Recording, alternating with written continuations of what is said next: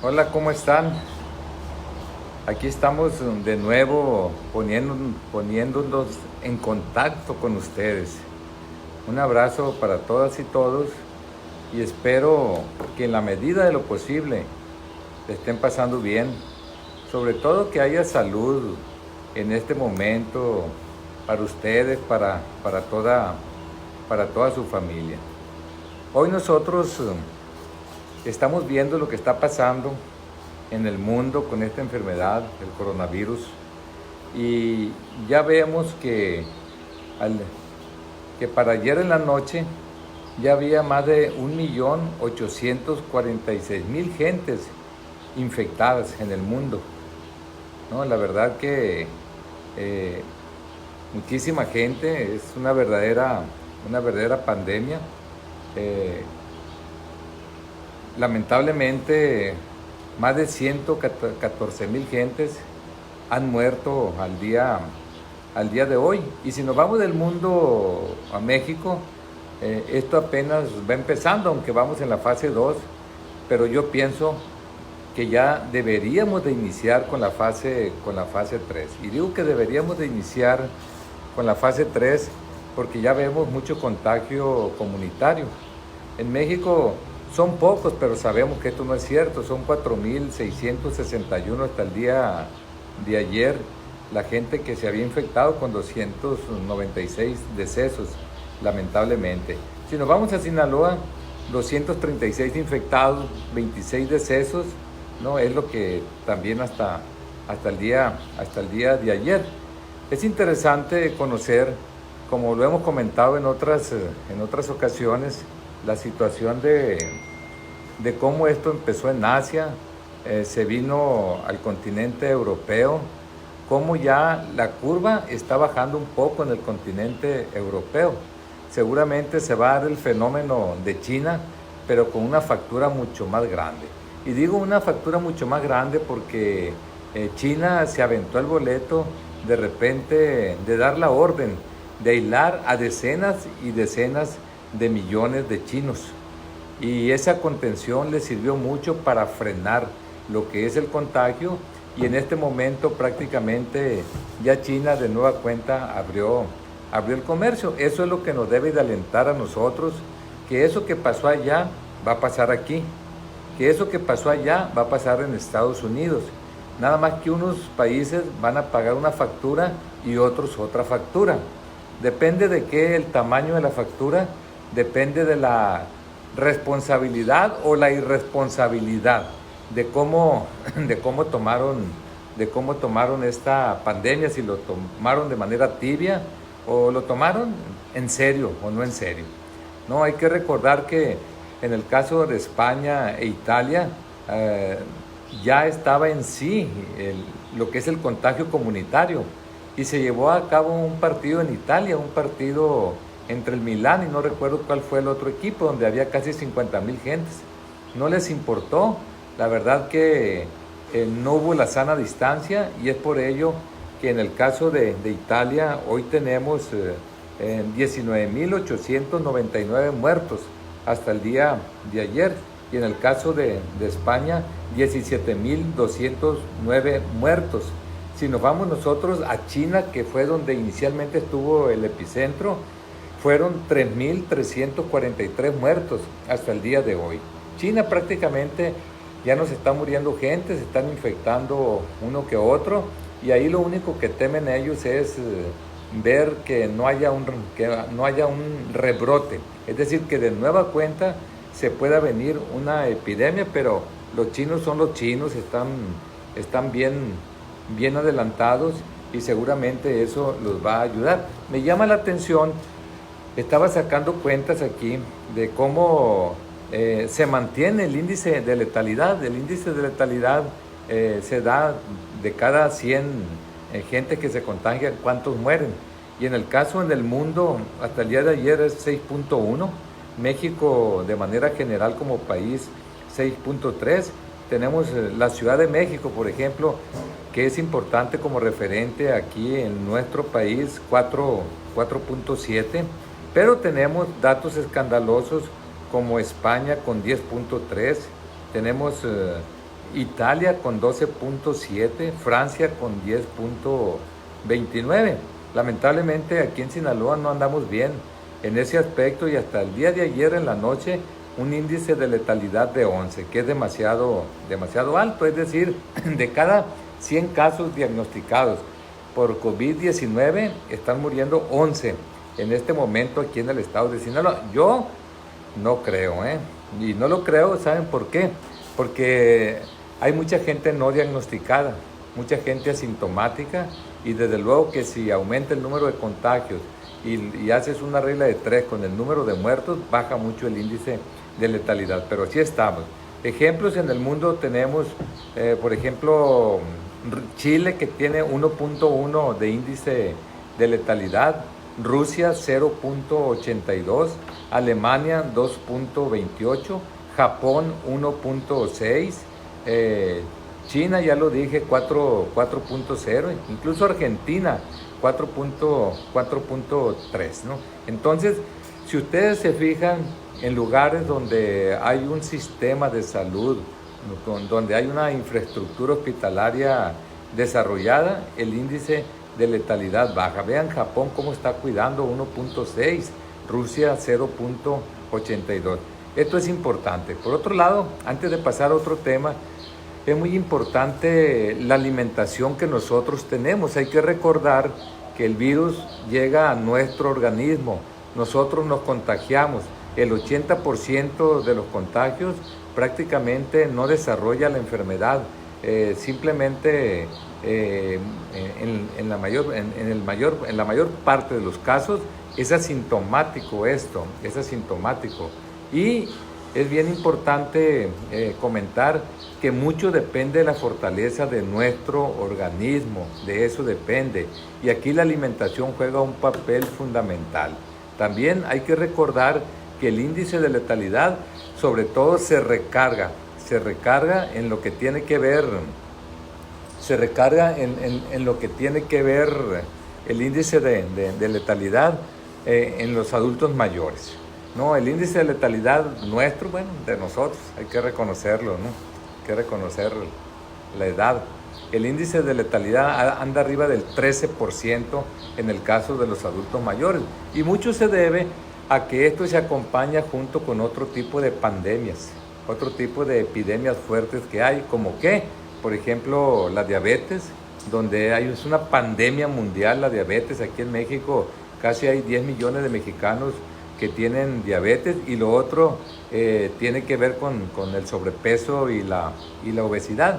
Eso influye mucho para que te pegue fuerte la enfermedad. Por eso a los jóvenes generalmente lo resisten. Sin embargo, no se descuiden los jóvenes. También hay jóvenes que lamentablemente han fallecido como consecuencia del contagio de esta enfermedad. Así es que es sumamente importante la alimentación, que se cuiden todas y todos ustedes. Y la noticia, pues ya la escucharon, es cierto, está muriendo mucha gente y repito, es importantísimo que nosotros nos mantengamos resguardados en nuestras casas. ¿Por qué? Porque aquí de lo que se trata es alargar la epidemia. Qué paradoja, ¿verdad? Alargar la epidemia, si nosotros lo que queremos es que esto se termine.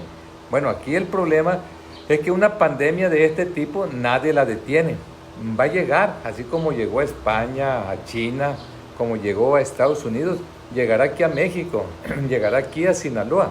Pero aquí de lo que se trata es que este virus, como es muy contagioso, se infecta mucha gente a la vez, y lo que pasa es que se saturan o se colapsan los sistemas de salud, y mucha gente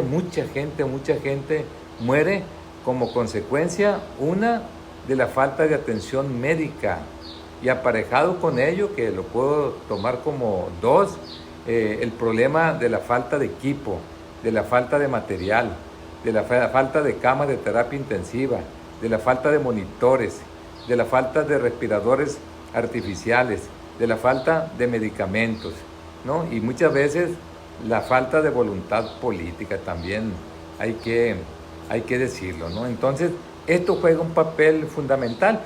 Y en el caso de las pruebas que se están haciendo en este momento, son necesarias. ¿Por qué son muy necesarias las pruebas? Miren, yo les voy a decir por qué son súper requete importante el hecho de llevar a cabo las pruebas, porque hay mucha gente asintomática. Y precisamente la gente asintomática, como está sana aparentemente, va de un lugar a otro distribuyendo lo que es el virus. Visita un lugar y dice, aquí le traigo entrega a domicilio, ¿no? Y le entrega tantas partículas de virus. Y así es como se hace la epidemia, se hace la pandemia, se hace el desorden y dependiendo de ello es la fase en que nos encontramos.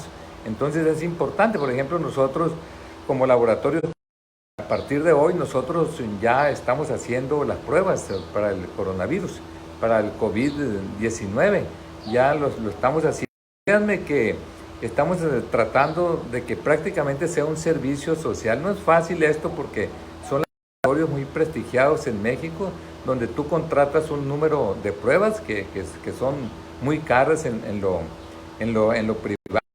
Y cada muestra que nosotros tomamos, usamos un traje especial, los gogles especiales, ¿no? El tapabocas especial, los guantes especiales y todo se tira en cada toma de muestra. Nosotros vamos a domicilio, por ningún motivo citamos a la gente en el laboratorio porque imagínense, unos contaminarían a otros y esto desde luego no es conveniente, sale peor el remedio que la enfermedad. Entonces las pruebas sí son importantes para el control y yo pienso que de un momento a otro ya van a probar sobre todo las pruebas rápidas para que también se hagan en lo privado, ya que en este momento no son muchos los laboratorios a nivel nacional que las están realizando. Entonces, eso juega un papel fundamental, así estamos en este momento. Es importante que ustedes sepan pues una serie de indicadores que se dan aquí en México. ¿Qué problema tiene México? El problema sobre todo de lo que es el sistema de salud. Fíjense este dato que saqué para ustedes. Mientras la OCDE indica que un país debe de gastar al menos $4,000 al año en la atención de la salud de un ciudadano, en México se invierte solamente $1,030, nada más. $1,030.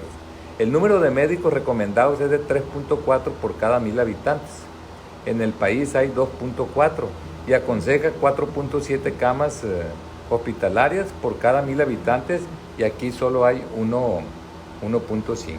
Y hace algunos días estaba leyendo una declaración del sector salud aquí en Sinaloa, donde hace falta equipo en efecto. Yo creo que se está haciendo un esfuerzo grande de parte del gobernador del estado y del secretario de salud para atender bien a la gente. Sin embargo, ya hay problemas fuertes en lo que se refiere al número de contagios. Por ejemplo, en el equipamiento necesario para tratar de atender la contingencia por COVID-19, habla que ventiladores se tienen 306 y se están solicitando 450 más.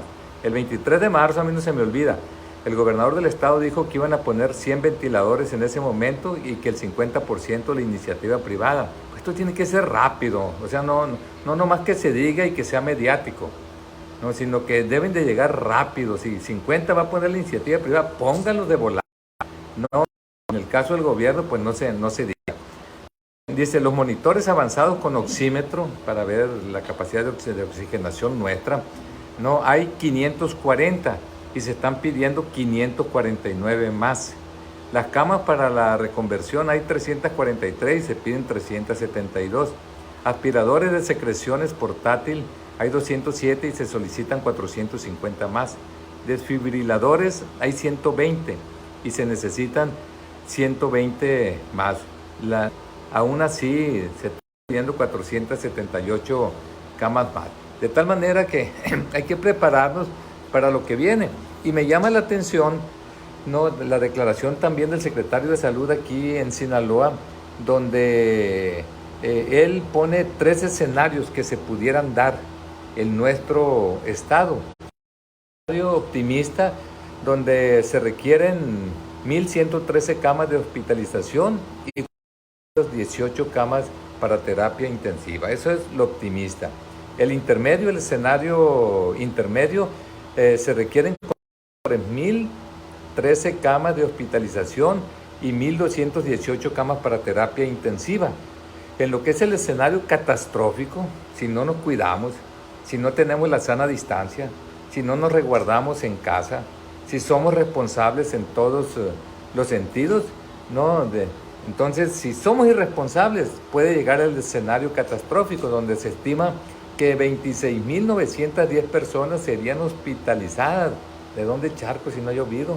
¿Dónde lo vamos a hospitalizar? O sea, sería catastrófico y es donde viene precisamente la saturación de lo que es el sector salud, de infraestructura hospitalaria, y es donde comienza a morir mucha gente por falta de atención médica, ¿no? Entonces, en este escenario catastrófico, repito, se estima que 26.910 personas serían hospitalizadas y unas 6.319 personas necesitarían terapia intensiva.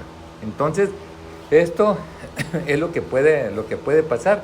También es muy importante que cuidemos a nuestros soldados, quienes nos defienden en este momento, quienes están dando la cara por nosotros, quienes están dando su vida por nosotros. Y no estoy hablando de políticos ni de gobiernos, estoy hablando de las enfermeras, de los médicos, de los químicos, de los trabajadores sociales, de muchas profesiones que están allí, en esas oficinas de las instituciones de salud, donde están recibiendo a la gente, donde su riesgo es mucho más alto que cualquiera de nosotros, porque ellos están en contacto con gente que es muy probable, porque a eso van, porque se sienten mal, que puedan tener esta enfermedad. Entonces es muy importante eso que se está haciendo, eso que están haciendo los médicos. Pues mi respeto, ¿no? Yo no traigo sombrero, pero si trajera me quitara el sombrero para reconocerlos y todo mi respeto, ¿no? Yo sé que si mi hermano Alfredo Cuen Ojeda viviera y estuviera en primera línea, defendiendo esto, curando gente, porque él se quitaba la camisa por los amigos. Esa es la realidad, ¿no? Entonces, pues, y sobre todo haría un llamado a la gente de que no hay que discriminar. Hemos visto a nivel nacional cómo gente que ha sido agresiva, ¿no? con personal del sector salud. Yo quiero decirles que ellos salen de un hospital y toman todas las providencias, ¿no? Todas las medidas preventivas, porque lo que más les interesa a ellos es no llevar el virus a su casa. De tal manera que ellos se están cuidando extremadamente. Sin embargo, hemos visto a nivel nacional que hay irresponsabilidad de muchos gobiernos, en donde ni siquiera aportan lo que son los materiales más elementales para la prevención y para no contagiarse de esta enfermedad. Yo estaba viendo aquí que hay 329 empleados del IMSS a nivel nacional infectados, ¿no? Y esto como consecuencia de lo que he comentado. A mí me gustaría rápidamente nada más leer algo que me gustó, vale la pena, ¿no? Esto pasó en una revisión del aeropuerto de México. Entre los pasillos de la Terminal 1 del aeropuerto en la Ciudad de México, una de las pocas personas que circulan es Mizuko, estudiante japonesa de arte, quien está en la capital solo de paso, luego de haber permanecido 3 semanas atorada en Perú. Su vía de regreso a Japón, dice, se facilitó porque en México las medidas de seguridad ante el COVID-19 son menos estrictas. Así lo dijo. La considera, parece que ya volvió. Bueno, repito, estuvimos en Perú, así dijo ella. Tuvimos que pasar con doctores que nos medían la temperatura y nos hicieron una encuesta. Pero al entrar a México fue muy fácil. No tuvimos que hacer nada para entrar. Las medidas fueron más bien muy laxas, señaló la joven, ataviada con guantes y tapaboca. En México las medidas de seguridad están siendo demasiado leves, se le preguntó a ella. Quizás sí, pero como México está tomando medidas relajadas, pudimos transitar aquí para regresar a Japón. Gracias a eso pudimos volver, pero al mismo tiempo puede ser peligroso para México, advirtió. Esto se da en muchas situaciones. Dice la Biblia que el que es fiel en lo poco es fiel en lo mucho. Si eres irresponsable en un lugar, eres irresponsable en otro lugar. Por eso mucha gente se queja, hay muchas marchas a nivel nacional, de lo que es el sector médico. ¿Por qué? O el sector salud. ¿Por qué? Porque el gobierno no hace llegar los materiales suficientes o necesarios para evitar que haya contaminación para ellos. Entonces, esto es parte de lo que se está dando.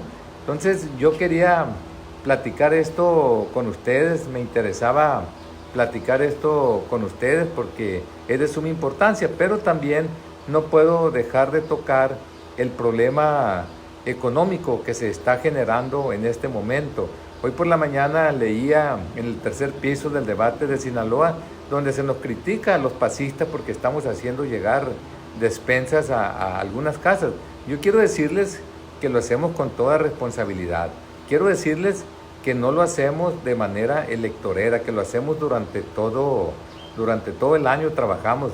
Incluso ustedes saben del servicio que tenemos del Fumipaz, donde fumigamos durante todo el año diferentes lugares y a la gente le consta para evitar que haya tanta enfermedad, sobre todo enfermedades virales como es el dengue, como es el chikungunya y como es el Zika, ¿no? De tal manera que me disculpan a mí quien escribe porque no firman, son columnas que no las firma nadie, pero nosotros lo hacemos con mucho cuidado y desde aquí les hago un llamado a todos los pasistas, a toda la gente que nos está ayudando enormemente, agradecerle por esa generosidad que ustedes tienen, porque estas despensas llegan para la gente que no tiene que comer en este momento. Ojalá y que el gobierno tomara las providencias necesarias o que los periódicos que ganan mucho durante todo el año también ellos pudieran ayudar, que salgan a las calles, que vayan y toquen las puertas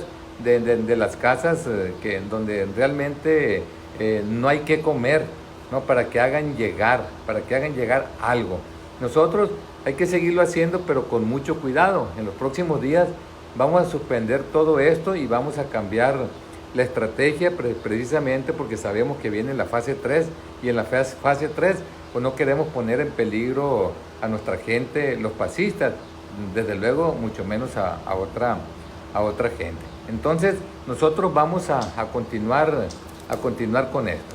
Por otro lado, me gustaría comentar, hace un rato estuve leyendo que en el caso del Congreso de la Unión, porque a mí se me hace una infamia, de veras, se me hace una infamia la parálisis legislativa que hay en este momento allá en el Congreso de la Unión, tanto en la Cámara Baja de Diputados como en la Cámara Alta de Senadores.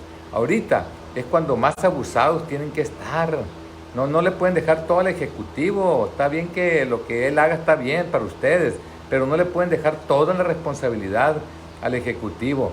Y bueno, hace un rato el señor Delgado, el Mario Delgado, comentaba que iban a ver la posibilidad de a ver si sesionaban. ¿Para qué? Para discutir la situación de las prerrogativas de los partidos políticos, ¿no? Llamar a los partidos políticos para que haya un recorte de lo que es el financiamiento nacional en un 50%, donde se tendrían alrededor de un poco más de 2.500 millones de pesos adicionales para utilizarse ahorita en lo que es el sector salud. Por favor, señor Mario Delgado, usted sabe muy bien que nosotros tenemos una iniciativa allá en el Congreso de la Unión, una iniciativa donde no se van a ahorrar 2.500 millones de pesos, no, más de 7.500 millones de pesos por el abuso que existe en este momento de parte de los partidos políticos con respecto a ese financiamiento irracional que ellos tienen. Y esto lo comento un poco con coraje. ¿Por qué? Porque los hemos tenido que demandar allá en el Congreso de la Unión, a lo que es el Senado de la República, por omisión legislativa, por inejecución de sentencia, para poder que nos hagan el favor de cumplir con el reglamento de esa Cámara. ¿Cuál es el reglamento? Que cuando es una iniciativa ciudadana nos tienen que invitar a nosotros, los que somos representantes de los ciudadanos. ¿Qué tantos ciudadanos son? Son más de 222,000 firmas las que llevamos para esa iniciativa específica, en donde nos invitaron de a fuerza, porque el máximo órgano judicial en el tema electoral, que es la Sala Superior, mandató al Senado para que nos citaran a los representantes de esa iniciativa, que es el doctor Víctor Antonio Corrales Burgueño y un servidor, y allá estuvimos, en México. Y cuando le dijimos que en este año eran 5.239 millones de pesos para 7 partidos políticos nacionales, los señores se asustaron.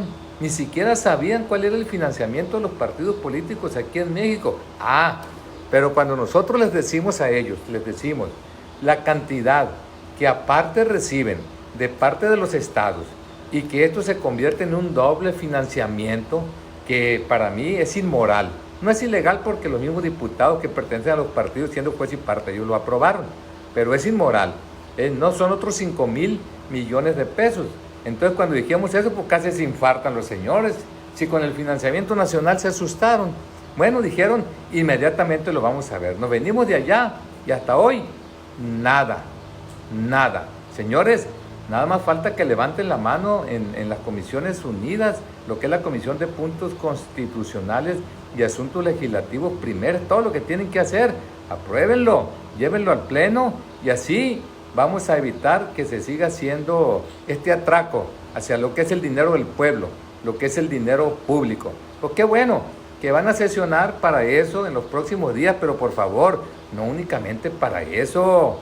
Tienen que sesionar para ver el problema que tiene México en este momento con la emergencia sanitaria. Tienen que ustedes que citar a las autoridades de salud. Tienen que tomar la mejor estrategia. ¿Qué es lo que se tiene que hacer en este momento? ¿Cuáles son las medidas a tomar? Tienen que ser corresponsables para decir, vamos a llegar en lo que es el resguardo y la sana distancia hasta tal fecha para comenzar a abrir. ¿Por qué? Porque después de abrirnos puede venir un rebrote, puede venir de nueva cuenta una nueva epidemia. Se tiene que actuar con mucha responsabilidad y aquí se tiene que gobernar México. Y cogobernar son los poderes, poder judicial, que también es lamentable que se fueron prácticamente de vacaciones y ahora ya anunciaron que van a hacer por ahí una sesión virtual. Qué bueno que van a trabajar, pero tienen que reunirse para tomar decisiones, sobre todo ejecutivo y legislativo. Entonces esto va a jugar un papel fundamental y es lo que va a marcar, la pauta, en lo que se refiere a esta emergencia sanitaria. ¿Qué queremos nosotros? Que haya el menor número de muertes posible de mexicanos. Eso es lo que queremos nosotros. Tenemos que poner por delante el interés de lo que es salvaguardar la salud de nosotros como mexicanos. Eso es lo que tenemos que hacer y desde luego tenemos que ver la cuestión de la economía y para eso se tiene que reunir también lo que es el poder legislativo. Tienen que ver qué es lo que va a hacer México, por favor, pues, señores del poder legislativo, tienen que entender que México ha perdido mucho dinero prestado en el pasado y que lo han tirado a la basura, que lo han gastado en pura burocracia, que lo han gastado en gasto corriente, que se lo han robado. Eso es lo que se tiene que entender y que ahora que lo necesitan los ciudadanos, las micro, pequeñas y medianas empresas, ahora sí hay que pedir prestado. Eso sí justifica, porque entonces va a salir mucho más caro a México no pedir prestado que pedir. Bueno, este internet que nos está fallando, pero miren, eso es parte de lo que tiene que hacer, repito, el poder legislativo. En este momento tiene que ver el problema de lo que está pasando en México. Tiene que ver el problema de que ustedes, poder legislativo, la Cámara Baja de Diputados, tienen que entender que ustedes aprobaron la Ley de Ingresos de México y que ustedes aprobaron que el barril de petróleo iba a tener un promedio en el 2020 de $49.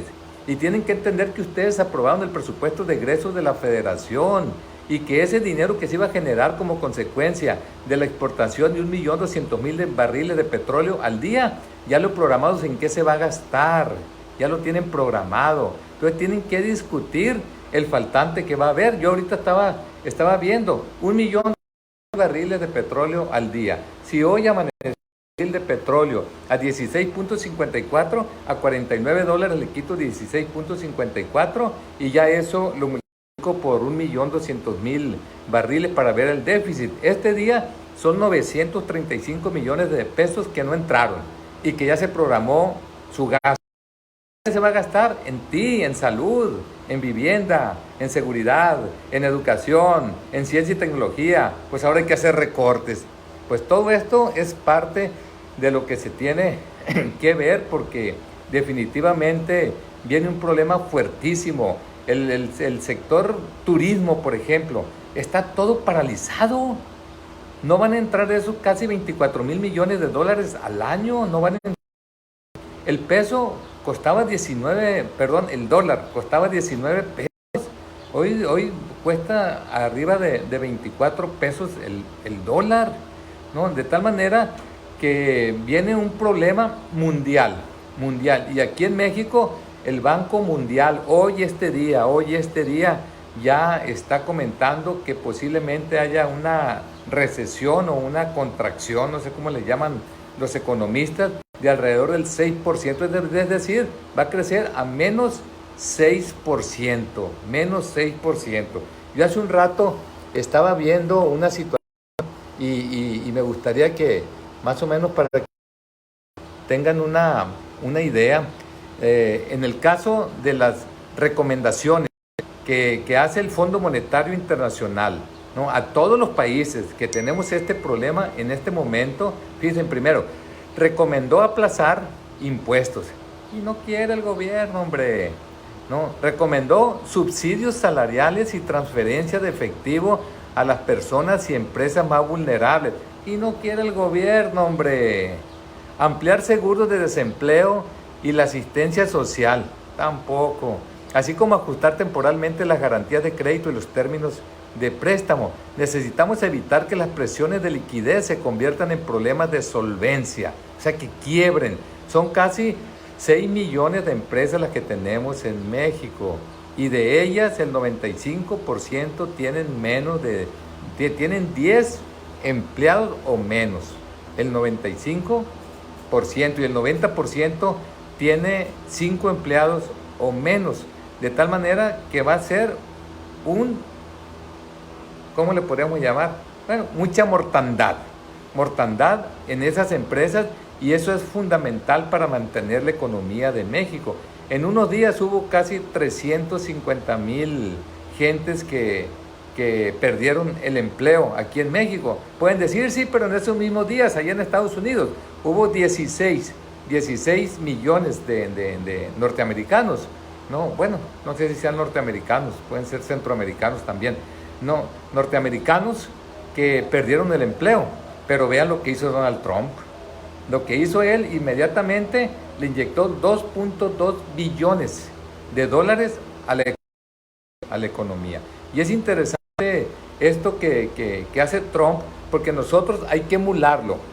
Si ellos están haciendo eso, hay que hacer lo mismo nosotros, toda proporción guardada. Y digo toda proporción guardada porque hace un rato estaba viendo lo que tiene que ver con el PIB, ¿no? Y en el caso del Producto Interno Bruto, México, por ejemplo, es alrededor de 1 billón de euros. Estados Unidos, no, yo también hago una pausa, ¿no? Comentaba que en el caso de México, ¿no?, su PIB, su Producto Interno Bruto, en este momento es alrededor de 1 millón de euros, ¿no? Y en el caso de Estados Unidos, 19 billones de euros. Fíjate, 19 veces más grande la economía de Estados Unidos que la nuestra. Pues ellos acaban de inyectar 2.2 billones de dólares a su economía y no les alcanza. Hace unos días con ustedes comentaba que esos 2.2 billones de la economía de Estados Unidos equivalen alrededor de 52 billones de pesos. 52 billones de pesos. Y hago una comparación rápida. La deuda pública, que tanto nos quejamos nosotros los mexicanos, que genera casi 800,000 millones de pesos de intereses anuales y que nos pega durísimo, son 11 billones. Imagínense ustedes, acaba de inyectarle Estados Unidos a su economía 52 billones de pesos. ¿A qué los está inyectando? Pues los está inyectando ellos a lo que es el apoyo directo a las familias, sobre todo a las familias que menos ganan. También ellos lo están inyectando las micro, pequeñas y medianas empresas. Inclusive algunas grandes empresas también lo están inyectando. Hace unos días apareció que Trump también quiere apoyar a las líneas aéreas allá en Estados Unidos. ¿Por qué? Porque de repente dentro de la sana distancia y dentro para evitar que llegaran gente contagiada de fuera, pues prácticamente pararon, los aviones se quedaron en tierra y todo lo que iba a la Unión Europea se paró y acaba de anunciar un apoyo de 32 mil millones de dólares, ¿no? Que son 768 mil millones de pesos, nada más, nada más para las líneas aéreas. Pero aquí lo importante y lo que debemos de ver de lo que están haciendo ellos, llevarle recursos a las familias directamente. Hay que hacerlo aquí en México. Ayudar a las micro, pequeñas y medianas empresas. Hay que hacerlo aquí en México. Esto es fundamental. ¿De dónde se va a agarrar dinero? Pues no sé. De repente anuncian 400 mil millones, de repente 500 mil millones de pesos, pero ustedes pueden revisar en el Twitter, y hace como 10 días lancé un Twitter y dije que México, si es necesario que tome, ¿no?, la propuesta que hay del Fondo Monetario Internacional de un crédito flexible por 61 mil millones de dólares, imagínense ustedes, 61 mil millones de dólares, que lo tome. 61 mil millones de dólares son alrededor de 1.5 billones de pesos. Eso ayudaría mucho al gobierno federal para que ayude directamente a las micro, pequeñas y medianas empresas y a las familias más pobres de manera general. Es cierto, ya se está ayudando a las familias más pobres con los programas sociales que tiene el presidente de la República, pero aguas, señor presidente de la República, hay que retomar el timón de manera general en todo México, desde luego con equidad, como lo piden muchos gobernadores, y que no comience a pasar de que cada entidad federativa va a pedir prestado. Por favor, se va a desviar mucho recurso económico.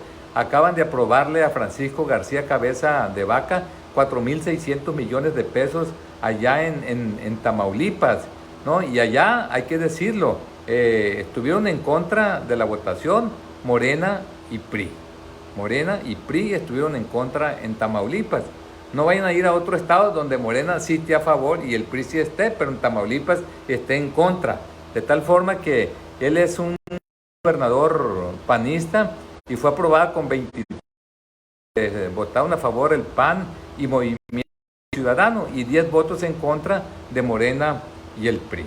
Entonces, repito, lo fundamental aquí es que se ataque de manera paralela lo que tiene que ver la emergencia sanitaria y el problema de la economía, fundamental, porque si la economía no se trata desde este momento, va a aumentar en mucho el número de pobres, aumenta mucho la desigualdad social, y ustedes saben que cuando estos dos parámetros inalámbrica ya volvió de nueva cuenta. Repito, hay que atacar de manera paralela, ¿no?, la emergencia sanitaria y el problema de la economía, porque va a haber una retracción que ya está anunciada. Hay que paliarla en la medida de lo posible, porque si no, de hecho va a haber mucho más pobres, va a haber más desigualdad social, va a haber más violencia y va a haber más muertos. Así de sencillo.